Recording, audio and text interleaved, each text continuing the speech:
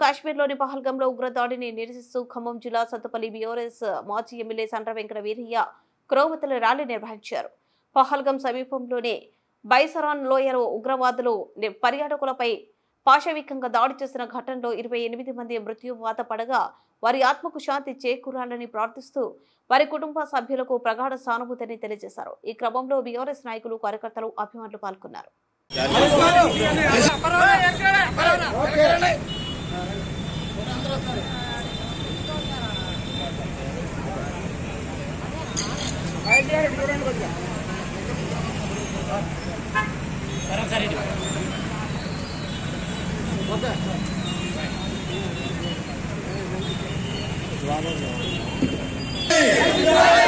పాకిస్తాన్ ఉగ్రవాదం నశించాలి.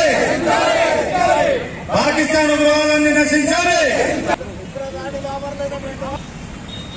పాకిస్తాన్ ఉగ్రవాదం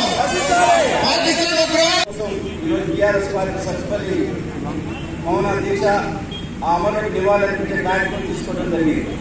పాకిస్తాన్ ఉగ్రవాదుల చేతిలో కాశ్మీర్లో అమాయక యువకుల యొక్క జీవనోపాధి కోల్పోయి తద్వారా ఉగ్రవాదం వైపు వెళ్లే విధంగా పాకిస్తాన్ చేస్తున్న ఈ కుట్రను తిప్పుకొడుతూ భారత ప్రధానమంత్రి గారు ఏ నిర్ణయం తీసుకున్నా యావత్ భారతదేశం రాజకీయాలకు ఖచ్చితంగా దేశ సమైక్యత కోసం, సమగ్రత కోసం పాకిస్తాన్ ఉగ్రవాదానికి వ్యతిరేకంగా ప్రజలందరూ కూడా ముక్త కంఠంతో భారత ప్రభుత్వానికి మద్దతు ఇచ్చి పాకిస్తాన్ చర్యలను ఖండించాలని చెప్పి ఈ సందర్భంగా తెలియజేస్తున్నారు.